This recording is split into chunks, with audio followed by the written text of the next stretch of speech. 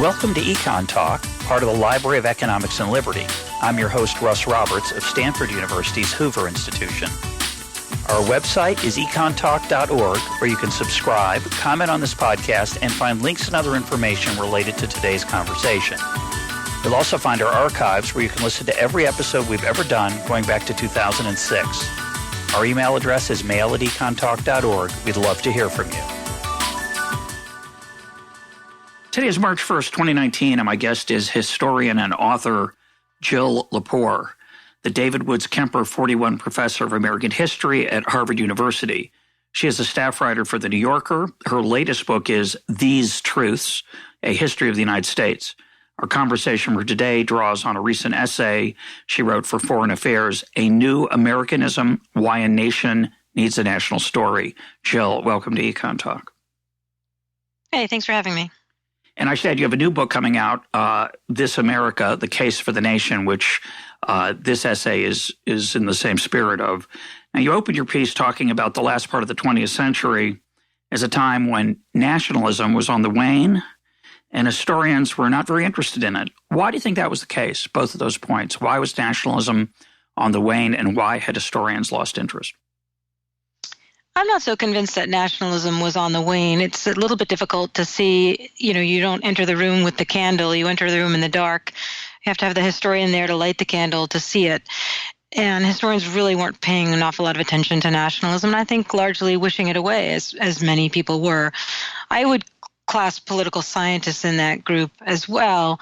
But if you think about that moment in the 1980s, there are a lot of different forces that might lead American intellectuals in particular, but intellectuals in Western Europe as well, to come to the conclusion that nationalism was all but dead, especially in the West, kind of a stock-taking moment in which people who were leading lives that were highly global, people who were affiliated with new global studies institutes. So the 80s really was the rise of global studies, kind of replacing area studies programs, which had come out of the national security state in the 1950s, part of the Cold War. Those were replaced to a large degree in the 1980s and 1990s with global studies programs. People were really interested in globalism, thinking about global trade, thinking about the success of global institutions. And so there's a kind of, especially after the triumph of the fall of the Berlin Wall and the end of the Cold War, a sense that the world was turning a page away from the kind of Manichaean battle between communism and Americanism, and toward a new, more fully global world order, and that nationalism had run its course, that nationalism had a historical origin, and it was about to have a historical end. And you can think about the start of that run that it had. I guess you could pick a lot of different start dates. My first thought was 1914 is not a bad start date. You could think about the 1870s with the consolidation of Germany and Italy around that time. And that by 1985 or so, which is when you talk about, or was it 86, a speech by Carl Degler, that nationalism was being neglected. Degler's point was in a speech. You could feel like it was a scourge that had finally been eliminated with the horrors of World War II. And I think certainly in the intellectual class, nobody had any interest in seeing it rise again. Yeah, although there's another force that we should probably also take stock of with regard to the lack of attention to nationalism, which is within the historical profession, the kind of breakdown of interest in the nation as the unit of study, which had to do with a lot of American academic historians' loss of faith in the American nation during the 1960s and 1970s, and the belief that to pay attention to the nation as the object of your historical analysis was to contribute to nationalism. And that and that's a fair point. I mean, we can talk historically. I think nationalism, I would push its origins back quite a bit back into the 19th century, not to 1914, but it is a really tangled relationship between the writing of national history and the emergence of what we would think of as illiberal nationalism. So there really is a very troubling past in the relationship between historians and nationalism. But in the 1960s and 70s, remember, like the academy was finally opening up to women and people of color who were entering graduate programs and getting PhDs and entering departments of history and departments of political science. And the objects of their inquiry tended not to be the nation state, which had been the object of a lot of scrutiny. They were interested in thinking about groups whose experiences had been left out of the national story, so women and people of color, and founded ethnic studies and Black studies and women's sexuality studies programs within the academy, and looked that the nation was not the unit that they were curious about. They were curious about other constituencies, and they were interested in conflict among groups. So they were taking down what historians call the consensus school of American historiography, an idea that American politics had been a consensual politics, and said, well, yeah, if you only look at certain people, you can see consensus.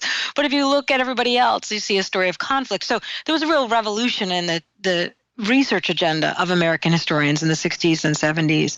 And Carl Degler, who's the Stanford historian I write about in this piece in Foreign Affairs, had been part of that revolution. He had been an early feminist. He was one of the founding members of the National Organization of Women. His own scholarship was largely about race and Jim Crow and slavery. But by the 1980s, when I think it's maybe by the late 1980s that the American Studies Association actually proposes dropping the word American from the title of the organization. By that point, Degler has kind of blanched at it all and said, it's really important that we study, that we've kind of have this much more inclusive and broad and deeply researched and nuanced history of the peoples of the United States. But it's also dangerous to fail to study the nation. This is an aside from our main theme, but you sent me a copy of your book, These Truths, which is a great title. I'd mention as well. And I was struck by, it's a bold achievement. It's 961 pages. There are a lot of footnotes, but still, it's a very long book. It's beautifully written. The opening, it's worth reading. You can cheat if you want. I hate to encourage listeners, but you could go pick it up at a bookstore and just read the first few pages while you're staying there. It's quite beautiful. It's eloquent. But it's hard to write the history of a nation. It's much more tempting to think about, say, Robert Caro's massive enterprise. He's also writing the history of the nation, but he's doing it through a sort of great man lens, LBJ. And, people who think, well, why would I want to read a N-volume biography of Lyndon Baines Johnson? The answer is, well, he's a lot more interesting than you think, and the book's more than just about LBJ. It's really a history of the countries starting in the 20th century. So it's an amazing achievement. So to do it from a longer form, as you've done, it's daunting. And so I would assume a lot of people would find it just simply easier and more attractive to do a great man or great woman theory of history and to focus on groups or tension or conflict, that, as you've mentioned. Just reflect on that. Yeah, no, it's really hard. It takes a lot of audacity. Yeah. It used to be, though, a kind of conventional career capstone, right? Most distinguished American historians for many years, when they got to a certain point in their career, they would do this work that was in some ways kind of giving back, the sense of civic, like sort of meeting a civic obligation, right? Like you spend your career studying American history, you know a lot about it. You teach year in and year out, and it's kind of an obligation to the country that you presented a book of American history. Now, if you're an American whose specialty is medieval France, you don't have that obligation. It's not a burden that you bear. It's not an obligation as a citizen. But for an American historian, especially an American historian whose work is wide-ranging and far-reaching, it was just a thing that you did. I mean, if you go back and look at the sort of distinguished or even the not very distinguished American historians of earlier generations, there's always someone who says, and to be honest, like it's a kind of act of bravado, right? Like it is it's a stage. Like it's a tour de Theodore force. Roosevelt wrote, The Winning of the West, and Woodrow Wilson wrote his History of the American People. There are these kind of big sweeping there's an equivalent in European history, Churchill. which, these kind of like March of the Monarchs books, right? From King John to Henry VIII, and that is there's a whole tradition of that in the United States, and that kind of historian who paid very little attention to anybody but the presidents or the acts of Congress, that kind of historian stopped being produced, really, in some ways, right? So, like, it's both that kind of training, a specific interest in the great glory, the great men, the March of the Monarchs, the parade of the presidents. That really doesn't go on in academic history anymore. So weird, and I think, to be honest, much to the better. There are a lot more stories to tell about how change happens, the role of economic forces in history, the role of technology in history, why the law is essential for understanding larger patterns of change, how social movements work. Like, there's a lot else to study. And it's been nothing but enriching for people to do other kinds of work. But that tradition continues in popular history, which is generally not written by academic historians, but written by journalists, but instead written by journalists. I would put Caro in a different category. I would put Bob Dallek in a different category. There are people who write presidential histories who are writing in an academic way. That is, they're biographers, but they meet the standards of evidence and the rules of exposition that we have as in academic history. But then there's a kind of big batch of presidential biographers who are not actually asking big questions about how change happens. They are offering us intimate portraits of presidents. And in a way, and that's the kind of history book you see when you wander into the bookstore, in the mall. And in a way, I think that actually is a challenge for our public culture and our political culture, because it magnifies the role of the president. It kind of contributes to presidentialism. I think Americans think that American political history really is about what different presidents said and did, and it really is not, right? Like we know, as an enormous a character as Donald Trump is, and as influential as his decisions are on American political culture, you couldn't possibly write the history of the last few years without attending to the immigration debate locally, to the Me Too movement, or to the Black Lives Matter movement, or, all manner of events going on in the United States and around the world that don't really revolve around the day-to-day biographical details of Donald Trump.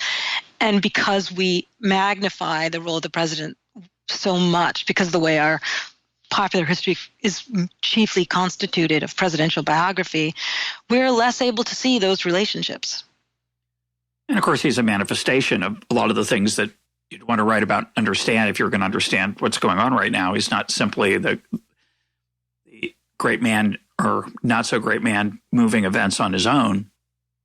My naivete, which I'll confess, as an economist looking at political events, I've always believed, now I think foolishly, that presidents and parties, of course, are embedded in forces of economics and politics, what we call incentives and market forces in economics, and that politicians are forced by those forces to act in ways that aren't necessarily what you'd expect in advance. They often turn out to be more like their opponents than you expected.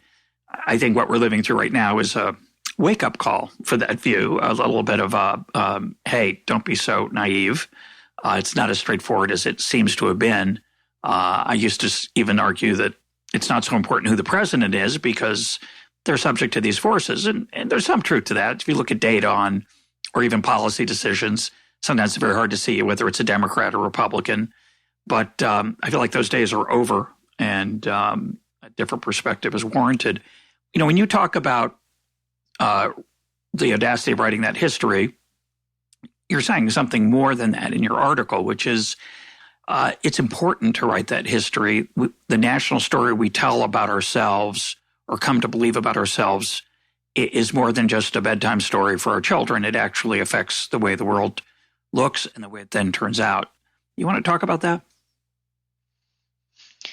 Yeah, I guess I'm going to just jump back to what you were previously reflecting on, which is sort of your vantage on how change happens as an economist. And I absolutely agree that, those of us who do work in an intellectual discipline all day tend to think the world actually subscribes to the models that we carry around in our head. It's helpful to think that, you're going to have kind of more of an economically deterministic model than I do. I don't often feel like I see much evidence of, it's just not how the world works in my imagination. I think the public tends to have at the moment, given our popular culture, a technologically deterministic model of how change happens. Like if it's the new, you can kind of track change over time by which iPhone you have. Like people just think that it's technology that drives history at this moment. I myself don't believe that. I don't think markets drive history. I think social movements drive history. That tends to be where I see the most animation. But the obligation of the historian is to take all of those forms of explanation, or also, faith driving history, religious organizations and institutions and beliefs and practices driving change, right? Or changes in the laws. Like there are a lot of different ways that people understand how change happens. And surely we're not all right, and we're also not all wrong. And the obligation of someone trying to take on the big sweeping story is to kind of try to set aside your disciplinary predilections and say, all right, well, let's just take this as a whole and figure out what's like a plausible set of explanations to give that people can read and digest and make legible to them, identify patterns, and then people can quibble with it. History is an ongoing argument, and it should be. And that, to get to the second comment and the question that you raised, is why it is important for historians who care about evidence and argument and fair-mindedness to try to do the work of pulling together some kind of a national story, knowing that it's not etched in stone and doesn't become, the law of the land, but it's just a continuation of the argument, because people need that. People need to have an explanation for why the nation exists. I mean, it's not, the boundaries of the United States are not natural. Yes, there's some oceans and there's some mountains. Like there are topographical features, but nations are an artifice. They're a creation of. They're created at historical moments, and this particular nation is largely the creation of a set of political ideas that are hard ideas. They're really difficult ideas, and you have to get them in order to have a sense of belonging. And in order to really get them, you actually have to have a sense of where they came from. And you have to be able to ask yourself, are these ideas true? And if they're true, do I care about them, and how do I express my concern for them? That's the obligation of a citizen in a democracy. And if people who care about writing decent history that's fair and broad-minded don't do it, then other people step in and they offer up, a kind of garbage history that's narrow and instrumental and deeply partisan and about propping up a particular vision of the past of the country in order to promote a particular vision for the future of the country. And that's really complicated. And that, in fact, is what illiberal nationalism is, right? It's when you make an argument about why the nation exists that is an argument about a kind of destiny that holds the nation above all others, that asks for loyalty to the nation above all other loyalties, and that refuses to subject the nation to scrutiny or to the attention of possible critics. And that really is dangerous. You called that illiberal nationalism a second ago, correct? Yeah, I mean, I thought you said liberal, but you said illiberal. Illiberal, yeah. I mean, there's a convention in writing about nationalism, and it's highly controversial to do this, but a lot of people who write about nationalism would draw a distinction between liberal and illiberal nationalism, which are sometimes called ethnic, illiberal nationalism being ethnic, and liberal national being civic nationalism, and nationalism founded in the idea of the government itself, of the citizenry and its relationship to the government. There's a lot of criticism of that division, but I think it's useful. Yeah, for some people, liberal nationalism is the good kind, and illiberal is the bad kind, and you can throw in there whatever you want. I just want to clarify one thing. When I said I have an economic perspective on history, I meant not a material one, but more an incentive one, so that promises that politicians make that turn out to be quite expensive to keep, they don't keep. They're just pushed aside. That forces of they can be ideological, or they can be faith-based, or they can be many, many things. Cultural is a better way to say it. That those matter, and that politicians come to represent those things rather than lead. And so that's what I want to reject a little bit in recent times. You said something I think kind of powerful a second ago when you're talking about the importance of a national story. You talked about belonging, and belonging is something I've been thinking about. We talk about a reasonable amount in this program because of what I would call the rise of tribalism. And you mentioned that in your essay, and that it's really not the rise of, it's been there all the time. But we do like to, as human beings, belong to something. And it strikes me that fewer and fewer people want to see their nation state in America, until recently, that fewer and fewer people saw that as a place to find and express that tribalism, to find that sense of belonging. They'd rather find it in their sports team, or their religion, or their race, or their gender, or anything but America. America seems to me, until very recently, has gone out of fashion. And that's some of what Donald Trump is bringing back, for good and bad. But it's certainly something that when I was younger didn't feel very much. And I certainly didn't feel it in the circles I swam in. And I'm curious if you think is it passé, or is it coming back? Where are we on that? Yeah, I think I might quibble somewhat with the way you frame it, because I'm not sure that this is some brand new crisis. I think the attachment to a vision of the nation on the part of ordinary people waxes and wanes, as in fact it must, and it's unsurprising that happens. It is, that kind of passion is often whipped up during wartime or in the years before a war. It tends to fall into a crisis after war, especially for people who bore the brunt of suffering in a war. So there are a lot of patterns that we might detect there. That seems to me kind of as it should be. There are other kinds of communities that we really care about. I really care about the city that I live in. I'm really attached to my city as a place. I have a fair amount of loyalty to the state that I live in, and I'm not a states' rights person, but I think of myself. I'm a regionalist. Like, I so am a New Englander. Like, I understand myself as a New Englander. So it's not inconsistent to have many different kinds of belonging. I'm a Catholic. I think of myself as a member of the Catholic Church. We have many, and that's fine. So it might be that at some points in your life or my life, or on the on a timeline, that the attachment to the idea of being an American is stronger or less passionately felt. All of that seems fine, and that fluidity, it seems completely understandable.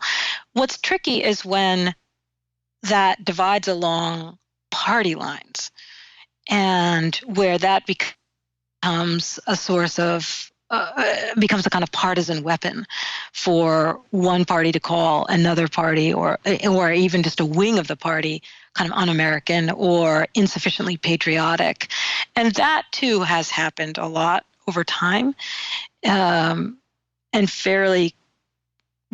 fairly regular intervals, because it's useful in waging political battle to invoke that. It's a kind of the it's a ballistic missile, right, to call your political opponent un-American. And I think should be pretty far outside the realm of political discourse that any self-respecting politician would engage in, because that's just making your fellow citizens into enemies of the state. I mean, that's nuts, and it's just objectively bad. But that doesn't mean that it doesn't happen a lot.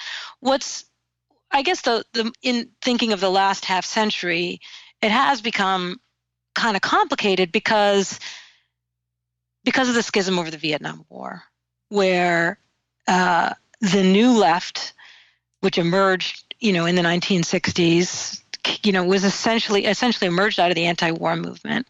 And the new right, which, began its rise to power in the 1960s, emerged, both of these political persuasions had many different sources, but very much kind of on opposite sides with regard to the war, and then dug their heels into those positions. And you see, by the time you get to 1975, which is the beginning of the bicentennial celebration, the bicentennial of the American Revolution, and 76 going to be the bicentennial of the Declaration of Independence, that the right really wants to celebrate the bicentennial, and the left wants to essentially protest it. And this becomes a kind of, it's just like a proving ground about what Americans are willing to say about their attachment to the country. So I don't know if you remember this, but, Lyndon Johnson started this bicentennial commission, I think in 1964, because there was already the anniversary of the Sugar Act and, the resistance movement that leads to the American Revolution, and put a whole bunch of people on trying to make a really inclusive board to think about how to celebrate the bicentennial in the age of, the Voting Rights Act and the Civil Rights Act, and how to kind of have an inclusive vision for how to celebrate the bicentennial.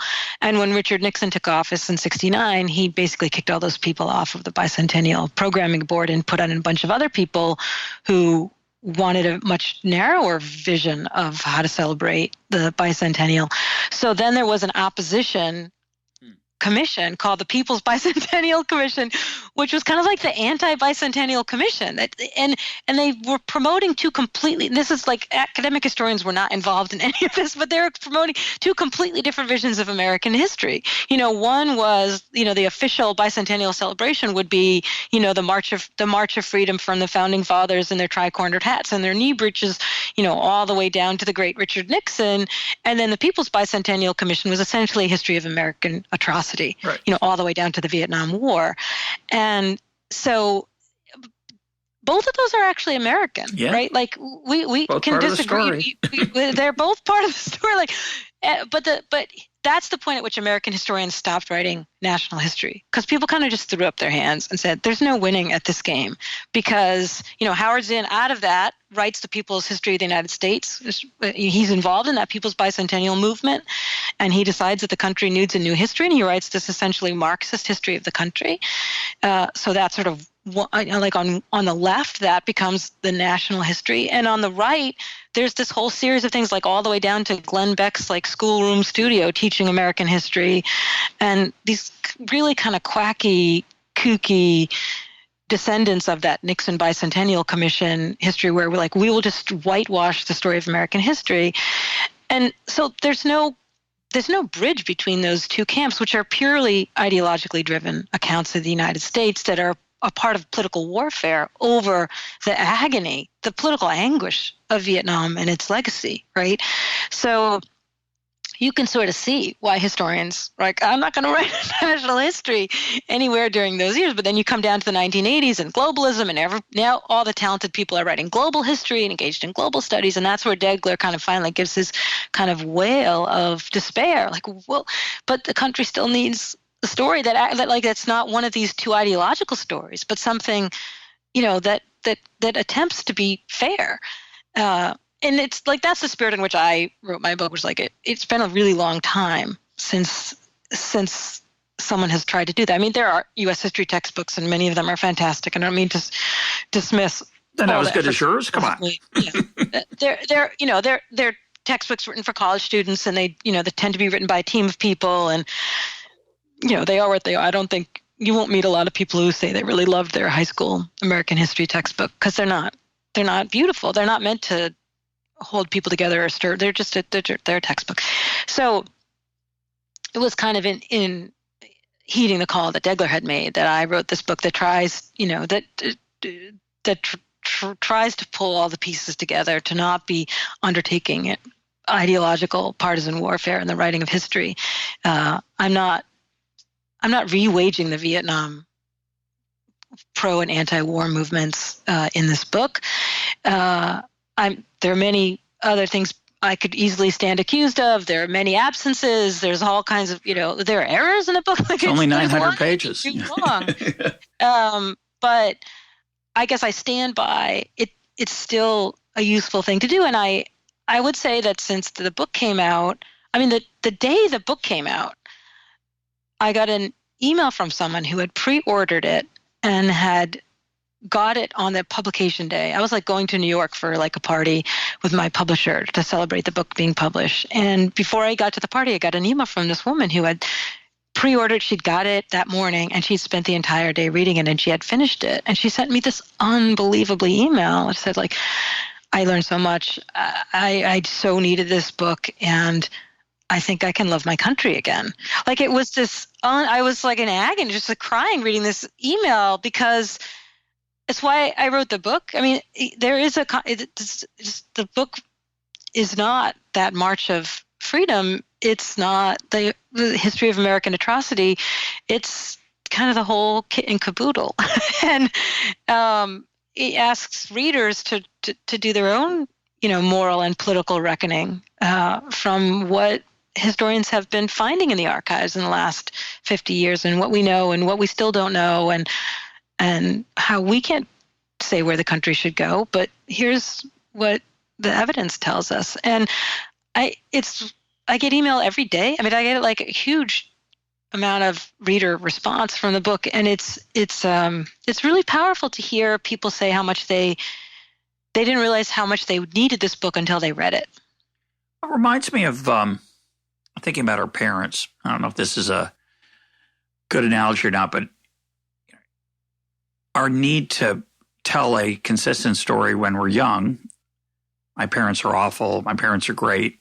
And in fact, like most things on EconTalk, they're complicated. Complicated usually doesn't sell so well. People like the good guy, bad guy theory and story and narrative.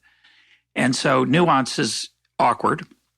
But it strikes me that the United States has done a lot of bad things and a lot of extraordinary things, and it's complicated. And that's not necessarily the story that people want to hold to their breast. They want to have either love or anguish only. And I think that's a human impulse that, I understand that. But let's turn away. I want to come back to your essay and the question of nationalism. Why do you think it's on the rise? And of course, it's not just the United States. It's on the rise in lots of places around the world that it was quiet in before. What do you think's changed?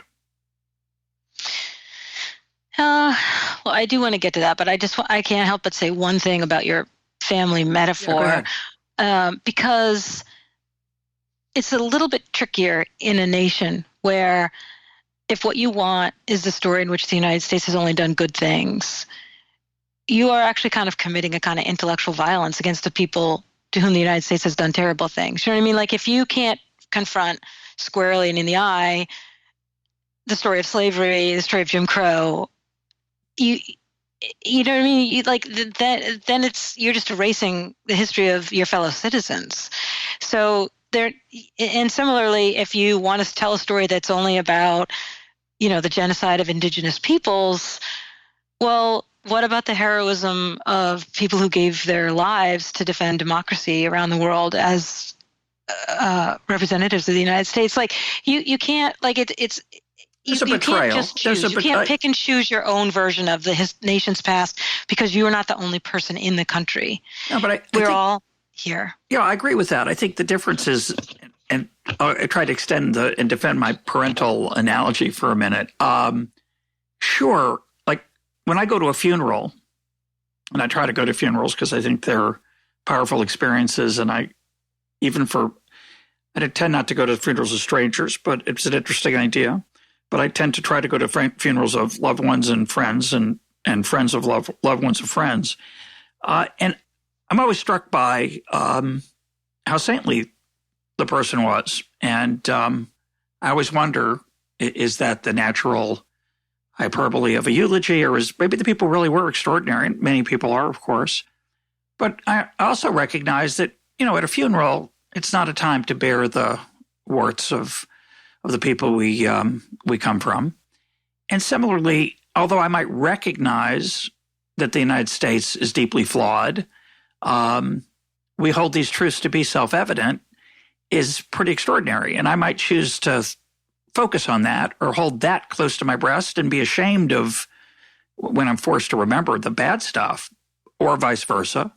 You could go the other way, of course, and say, I think the United States is a bad country. Of course, I concede it's done some good things, but I think it's very natural to try to have a vision of what, let's say, it could be.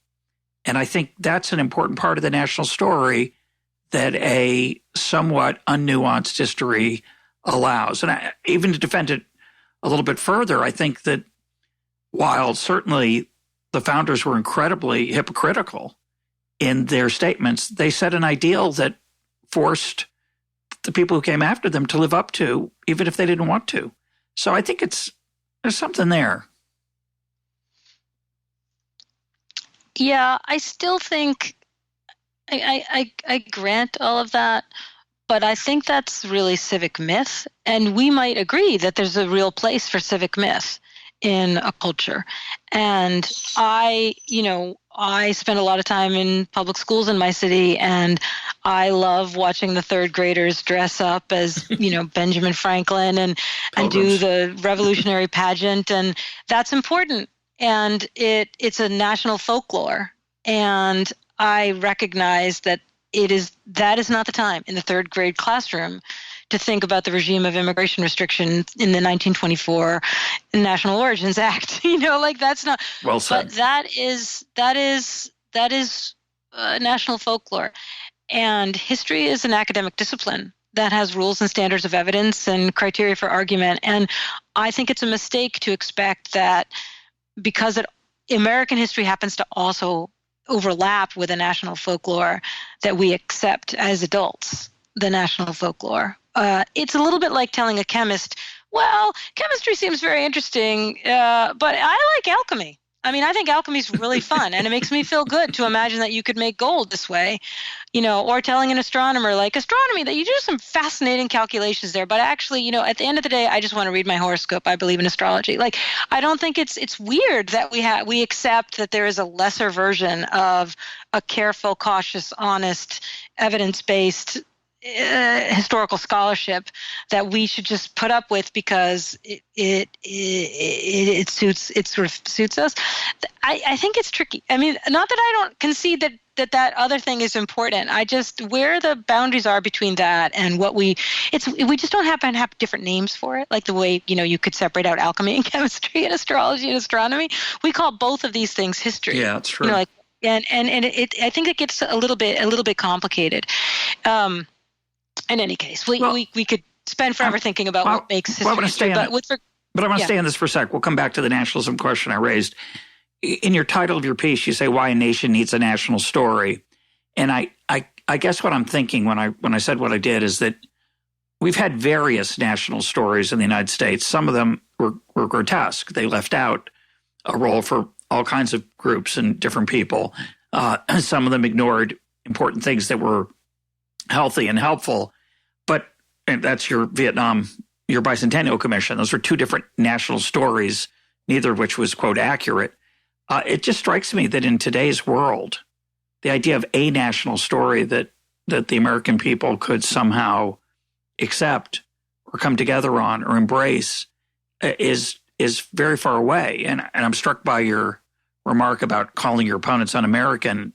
When Sebastian Junger was on this program, we're talking about his book Tribe. He talks in that book, and I think we talked about it on the program, about how destructive it is when you describe your opponents as un-American. You're basically calling them treasonous, which is usually comes with a death penalty. It's so I worry a lot about whether the country is irrevocably torn right now. Does that worry you?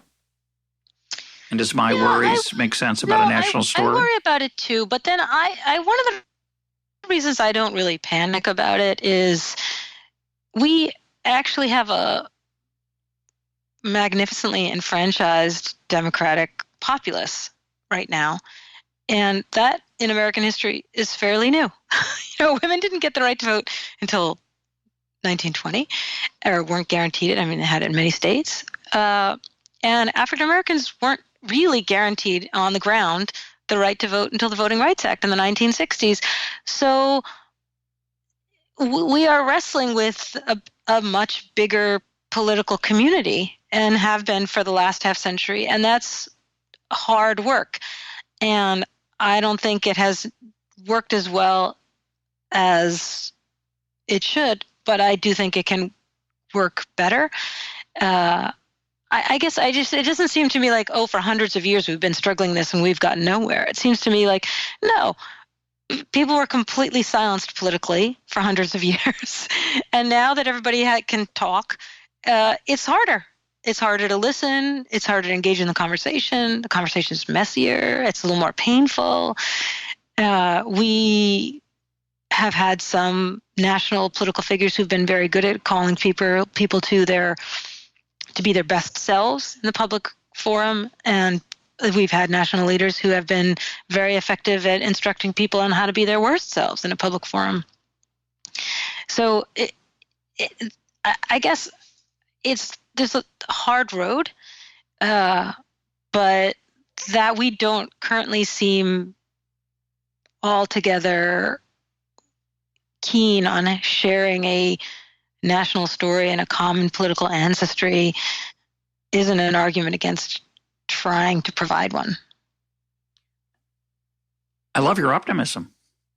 I used to feel that way. I used to think we were part of this great process, very self-correcting. We muddle through. We have this great respectful transition of power. Past leaders are respectful and helpful to the country once they get out of office. There's a great tradition of mutual respect among living presidents. I feel like we're entering a different set of uncharted waters there, but maybe I'm too pessimistic. Well, I guess I would say, some of my most beloved political and literary heroes have made very strong arguments for the importance of public figures modeling hopefulness. So I might be faking it, but I'm actually pretty determined. Okay. You can't have a political future if you can't imagine it. Yeah. Well, there's some destroyers out there. I don't know. But let's go back to my other question. Why do you think nationalism is on the rise in Europe and here? Yeah. I mean, it's the same set of forces behind populism, which chiefly, historically, populism and nationalism rose in the United States and in other parts of the world when large swaths of the population were both fairly recently politically enfranchised and quite dramatically left behind economically. And so have a political voice, but the thing that they want to say is, I have nothing. Yeah, what about me? And that's really an important protest, but it can be very easily turned to ill political effect by authoritarians who can gather up all that misery, put it in a sack, throw the sack over their arm, and kind of march to the national capital and take power. So that's where we're at. You're right. At one point, a few years later, after the onset of the civil war in Bosnia, the political philosopher Michael Walzer grimly announced that the tribes have returned. You continue. They had never left. They'd only become harder for historians to see because they weren't really looking anymore.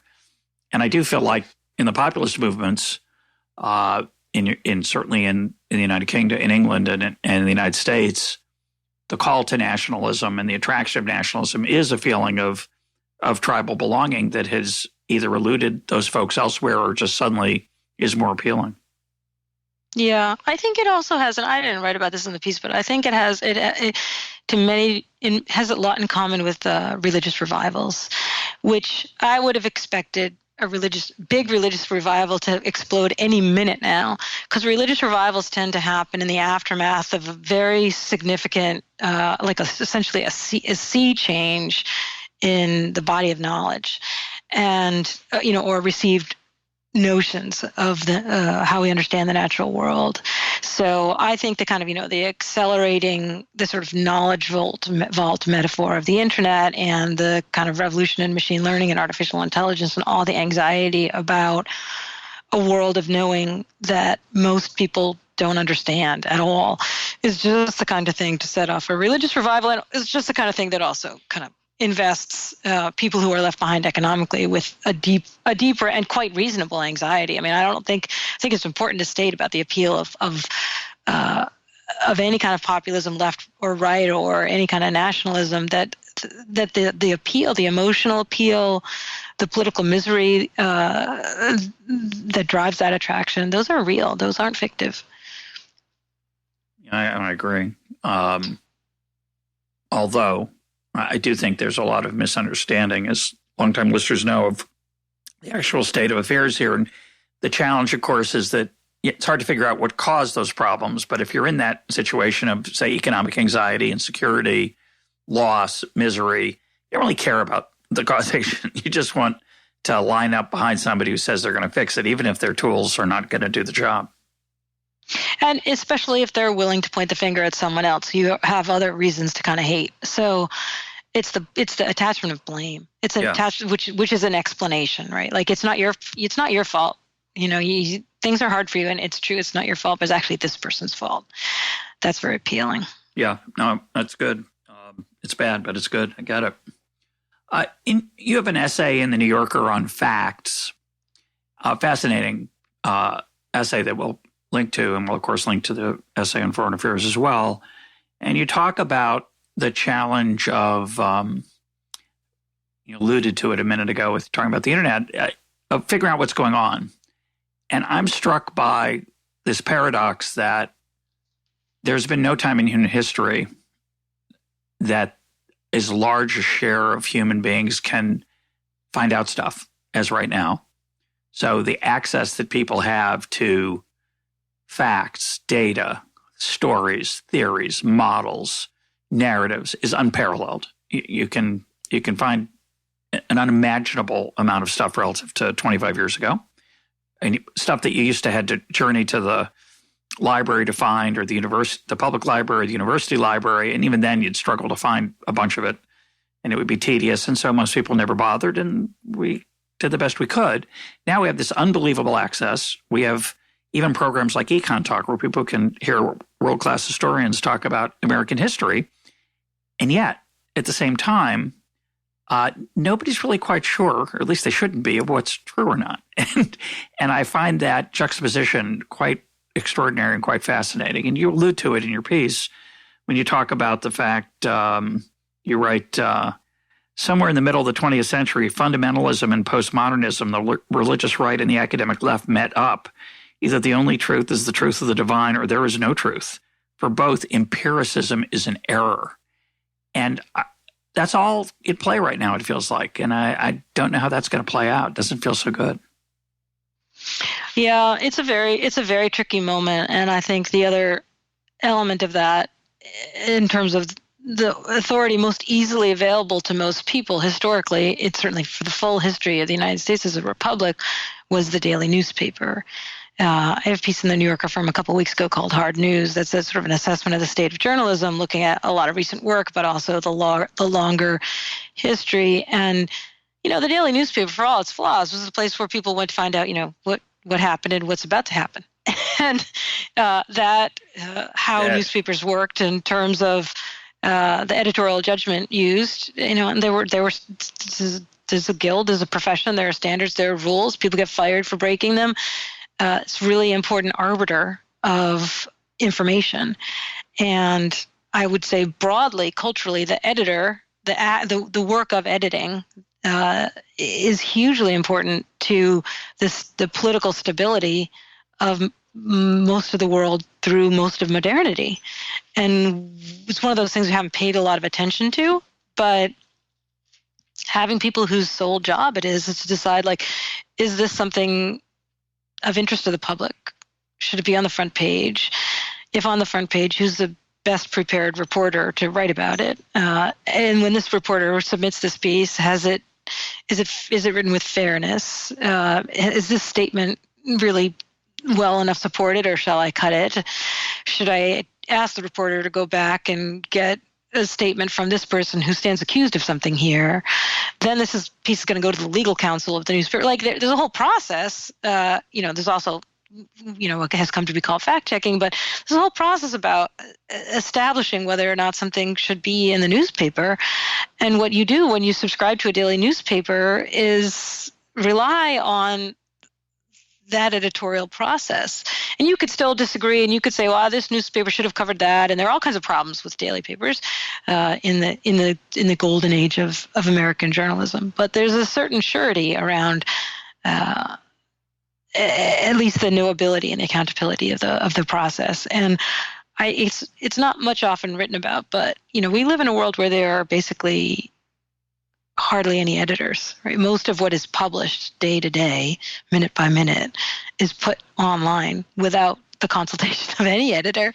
I do think it's why traditional news organizations are far more important than they have ever been before. NPR or the Wall Street Journal or the Economist or the New York Times. There's not a local equivalent that is thriving, but national news organizations are extremely important. The trick has been widely observed, with the exception of something like NPR, which is obviously both subsidized and run on philanthropy and on other and on gifts and memberships. All that stuff is expensive. So we have an asymmetrical world of information in which, if you can afford to pay for it, you can get very good information. But if you don't have any money to pay for it, or you're not willing to pay for it, all the information is bad. So that is very politically volatile. It's an extremely politically volatile situation. Yeah, I love what you said. Although I suspect I have some romance about it, and when I think about that romance, I wonder then if it's true. Those norms of what goes in the paper and the reliability we placed on the daily paper, I think they were there. There were certain guardrails that kept things within certain boundaries, and those rails are more or less gone now. There are a few publications that still have them, but in general, news organizations are driven by their economic incentives. I talked about them in a recent episode and in a couple of essays. That it's you sell stuff that makes people feel good about themselves. You're not trying to create a civic record or the news that you think is appropriate or important. Now, that process was flawed. It was biased. It had some of those safeguards were illusions, but it's certainly different now. And I would say the same thing is true of the political boundaries. Things that were unacceptable, the things that a president say or presidential candidate can and cannot say, those are off the board right now. We'll see if they come back with different kinds of candidates in the future. But I expect that the 2020 election, no matter who the Democrats pick, is going to be rather different from past elections. And the campaigning will be different. I understand America's always had some ugly sides to it in the political process. But I think the important thing is this issue of truth and being informed. I'm just increasingly postmodern myself. I'm nothing of a postmodernist, but I certainly have their respect for the elusiveness of truth. And there are so many things today that I'm unsure of and agnostic about. And I hear a lot of people who aren't, who are very confident. And that just is really hard for me because I know none of us are well informed at all. So I find this climate extremely unmooring and challenging. Well, I would say two things about that. First, I would say I have a lot of students who are, go into journalism and do incredible work. And I have huge respect for reporters, including reporters who are risking their lives to get at the truth. Sure. And I think I work for a national news organization for which I have huge respect. So we can share a lot of cynicism about what's going on with mass media at the moment. And a lot of things are off the guardrails, but not everything is off the guardrails. And Fair enough. it's like it's important. It's like sort of like it's like when people bash public school teachers. I'm like, you know what? They're like the best people in the world. like let's like think about like good people doing this work, how hard it is to do. It's hard to make a living at it. There are not a lot of jobs. It's vital to our democracy. So I think it's important to sort of celebrate all that is good in that world.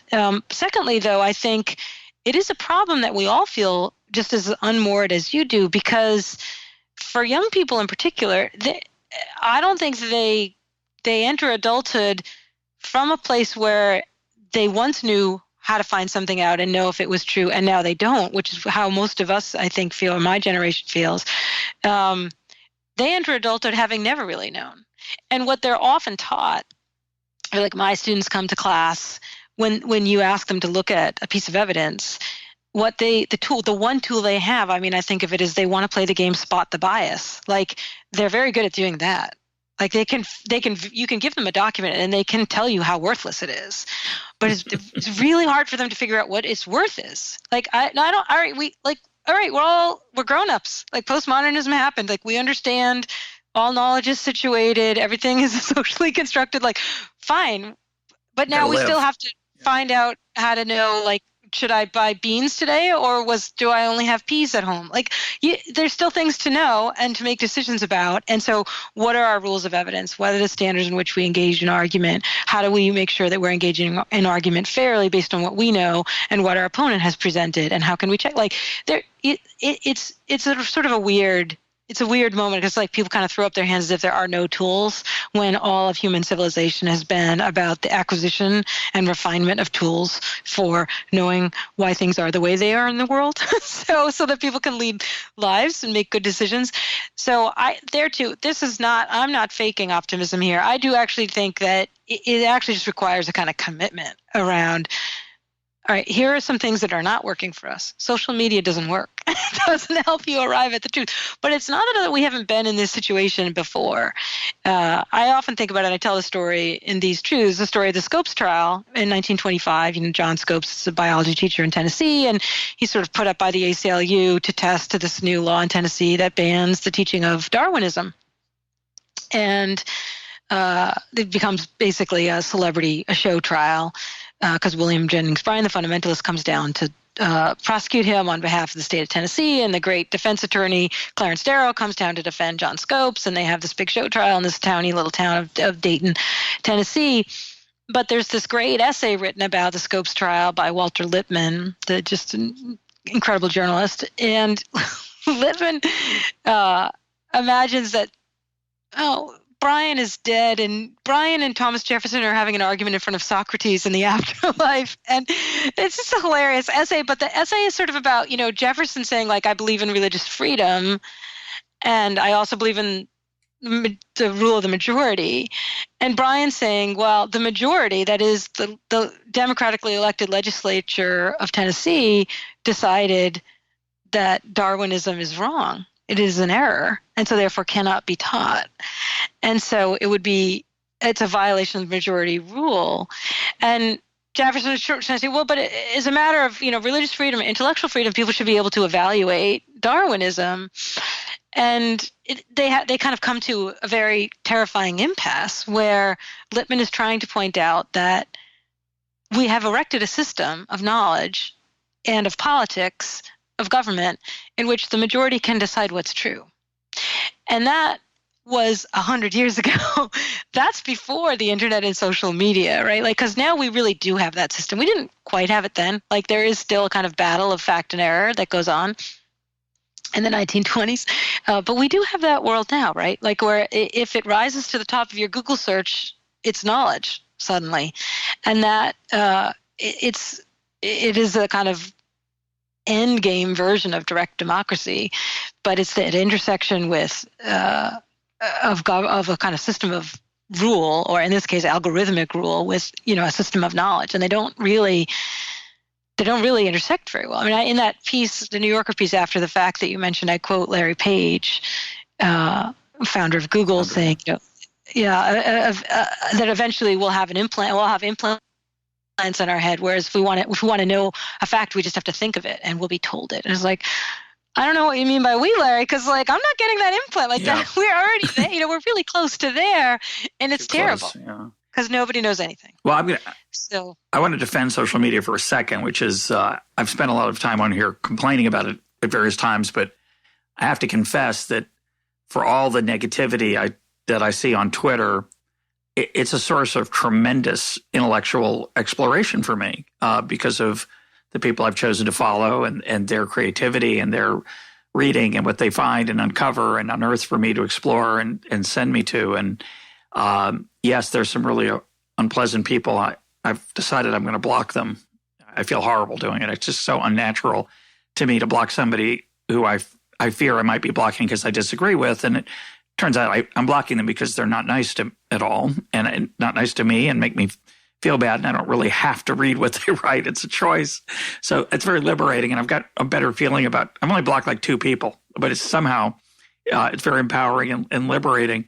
I think the fear – so I'm not so – like you, I'm not so keen on that implant. I don't like having Alexa in my house who might be listening in. And so that whole thing creeps me out a little bit, and I think reasonably so. But what worries me is the siloing of people into groups that only consume what makes them feel good about themselves, who consume narratives. And so I think we're really good at figuring out things about whether our car is going to be a good car for us, or this restaurant's a good choice for me, or this movie, or the books that Amazon recommends for me. Those have gotten a lot. That part of my life has gotten so much better than 25, 30 years ago. Music, for sure. With Spotify, it's glorious. It's the political part, the philosophical part, the ideological part that makes me nervous because it's hard to know the truth about these things anyway. They're all complex. And some people they hold the narratives that make them feel good, which is a human impulse. And it's cheap. It doesn't cost them a lot to be wrong. We can hold beliefs that are wrong and thrive. So that's what makes me uneasy, the ability to manipulate that implant, the ability to feed people stuff that makes them angry, that sees the other side as not just wrong but evil. That's what I worry about. Yeah, I mean, I guess I don't have anything redemptive to say about social media, but what I do recognize and mourn is the exchanges that it replaces, because just to kind of circle around to where we began, because we're coming to the close here, belonging really matters. And belonging online is illusory. Belonging is something that we as mammals experience in physical proximity to one another. And there are phone calls make a difference, and FaceTiming with your granddaughter makes a difference. Like there are plenty of incredibly fascinating and powerful technological devices that bring people together with one another. So I don't mean to suggest that, the only meaningful human contact is in a room together. But one of the things I took stock of a few years ago was the history of public opinion polling, which I actually read a lot about in These Truths, because I'd written a long essay for The New Yorker about it. And really interesting to me was one of the things when campaigns started relying on in-house pollsters and elected officials relying on in-house pollsters, the political machine as it had been previously constructed, which had plenty of problems with it, attenuated significantly. And we are in a much more attenuated version of that because, pollsters used to go door to door and knock. Gallup's pollsters in the 1930s, when modern polling started, have 90-minute conversations with people. Then when enough people got telephones, they started making phone calls. Well, not enough people have landlines anymore, so that kind of polling has fallen by the wayside. But now actually you don't have to ask anybody anything. You can just find out, what they believe through the acquisition of their search history and whatever other forms of data that you can collect and pay for. But even before the door-to-door polling, how campaigns knew how a neighborhood was going was there'd be neighborhood workers, precinct workers, neighborhood by neighborhood, who would kind of go door to door. They'd go to the bar, they'd go to the PTA meeting, they'd go to the playground, they'd go to the coffee shop. They would just kind of canvass the neighborhood, in teams or one-on-one, and spend endless hours talking to people. So that kind of chit-chat of the campaign worker was replaced by the pollster just going to a statistically representative sample of the population, which was replaced by the polling telephone company making a few phone calls of a statistic, and is now doesn't exist anymore at all.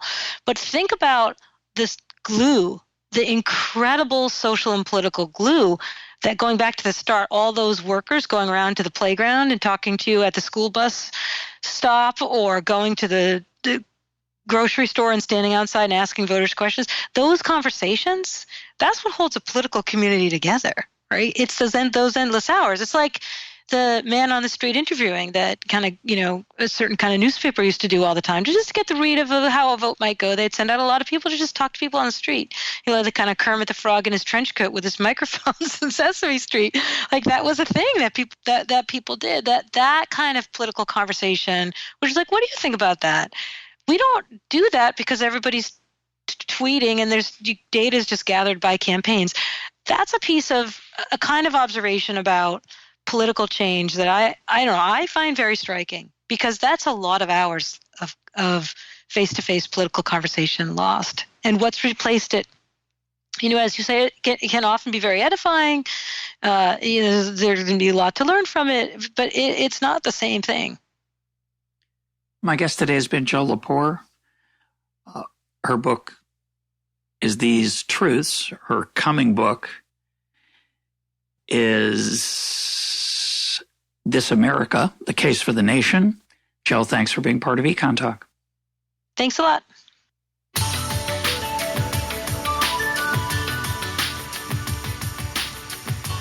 This is EconTalk, part of the Library of Economics and Liberty. For more EconTalk, go to econtalk.org, where you can also comment on today's podcast and find links and readings related to today's conversation. The sound engineer for EconTalk is Rich Goyette. I'm your host, Russ Roberts. Thanks for listening. Talk to you on Monday.